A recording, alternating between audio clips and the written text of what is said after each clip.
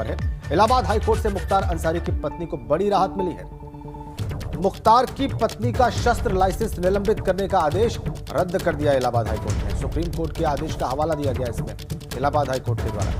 ये बड़ी राहत की बात। मुख्तार अंसारी की पत्नी के आर्म्स लाइसेंस को रद्द करने का जो आदेश था उसको रद्द कर दिया इलाहाबाद हाईकोर्ट ने, और इस आदेश के पीछे तर्क दिया है और आधार बताया है सुप्रीम कोर्ट के आदेश को। बड़ी खबर इलाहाबाद हाईकोर्ट से प्रयागराज से।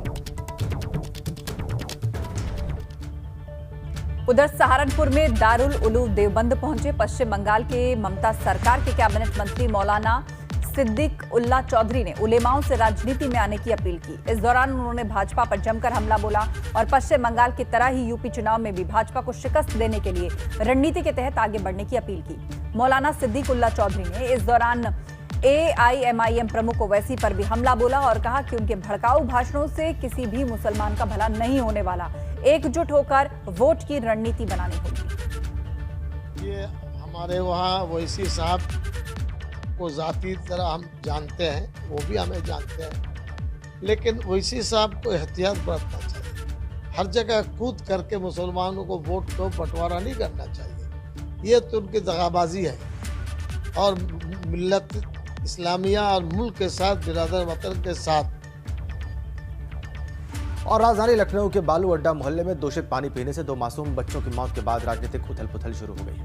लगातार 3 दिनों से तमाम अधिकारी और मंत्री लोगों को आश्वासन देने के लिए बालू अड्डे पहुंच रहे हैं और मोहल्ले के लोगों से मिल भी रहे हैं। वहीं स्थानीय लोग अधिकारियों से नाराज होकर बीच सड़क पर धरने पर बैठ गए और कैबिनेट मंत्री सुरेश खन्ना भी वहां पहुंचे और धरने पर बैठे लोगों को उन्होंने आश्वासन दिया। इस बालू अड्डा क्षेत्र का हम लोगों ने निरीक्षण किया। मुख्यमंत्री जी ने विशेष रूप से इसका संज्ञान लिया था और उन्हीं के निर्देश पर हम यहाँ पर आए हैं। पूरे क्षेत्र को हमने देखा है कि जिस जिस गली में इसका प्रभाव हुआ, कहा तो ये जा रहा है कि पानी से हुआ, लेकिन हम इसके लिए एक जांच समिति बनाए दे रहे हैं और ADM की अध्यक्षता में जांच समिति बनेगी, जिसमें एक एडिशनल CMO होंगे, एक पोल्यूशन कंट्रोल का व्यक्ति होगा और 2 इंजीनियर होंगे। तो ये 5 लोग परसों शाम तक रिपोर्ट अपनी सबमिट करेंगे और जिस किसी के भी इसमें दोषी पाया जाएगा उसको किसी हालत में बख्शा नहीं जाएगा। अगली खबर कानपुर से। हैलेट हॉस्पिटल में नर्सिंग स्टाफ ने हॉस्पिटल के अंदर मरीजों के बेड पर पिज्जा पार्टी मनाई। आउटसोर्सिंग नर्सेस की मांगे माने जाने पर खत्म हुई हड़ताल के बाद ये पार्टी की गई, जिसका वीडियो और तस्वीरें अब वायरल हैं। ये देखिए, अपनी मांगे मनवाने के लिए पहले हड़ताल चल रही थी, मांगे मान ली गई तो किस तरह पार्टी हुई। जो पेशेंट का बेड होता है, जहां पर मरीज लेटते हैं, वहीं पर ही पिज्जा पार्टी हो रही है। उसी को डाइनिंग टेबल बना दिया गया। आसपास पूरा स्टाफ जम करके बैठ गया, हंसी ठहाके चल रहे थे और पिज्जा पार्टी हो रही थी। पिज्जा, कोल्ड ड्रिंक का आनंद लिया जा रहा था यहाँ पर। हड़ताल खत्म होने के बाद ये देखिए, ये तस्वीरें अब सवालों के घेरे में हैं। एक तो अस्पताल और ऊपर से पेशेंट बेड और उसमें चल रही है रसगुल्लों और पिज्जा की पार्टी। अगली खबर गोरखपुर से। अवैध शराब ठिकानों पर पुलिस और आबकारी विभाग का एक्शन दिखाई दे रहा है। अवैध शराब के ठिकानों से 130 लीटर अवैध कच्ची शराब जब्त की गई। आबकारी एक्ट की धारा 60 और IPC की धारा 275 के तहत गिरफ्तारी की गई। गोरखपुर में 130 लीटर अवैध कच्ची शराब बरामद किया गया है।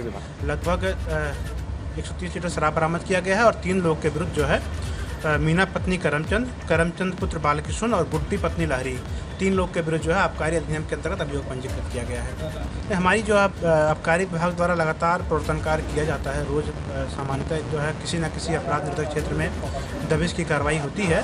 उसी के क्रम में आज की भी कार्रवाई हुई है और ये कार्रवाई लगातार जारी रहेगी। अगली खबर उन्नाव से है। शराब पीते हुए एक पुलिसकर्मी का वीडियो वायरल हो गया है। सार्वजनिक स्थान पर नियमों की धज्जियां उड़ाई गई हैं। वर्दी पहनकर दुकान में पी रहे हैं शराब। ये तस्वीरें हैं जो वायरल भी हो रही हैं। 4 पुलिसकर्मियों ने शराब पीकर दुकान पर हंगामा भी किया। ये देखिए किस तरह ये पुलिस वाले पहले तो शराब के ठेके पर पहुंचे, वहां से शराब खरीदी और वहीं बैठ करके शराब पी। वर्दी पहनी हुई है, मतलब ऑन ड्यूटी है, और न सिर्फ शराब पी और उसके बाद आरोप है कि उन्होंने हंगामा भी किया। सार्वजनिक स्थान पर नियमों की धज्जियां उड़ाई गई। पुलिस वाले शराब पीते हुए और हंगामा उसके बाद, ऑन ड्यूटी ये सब चल रहा है।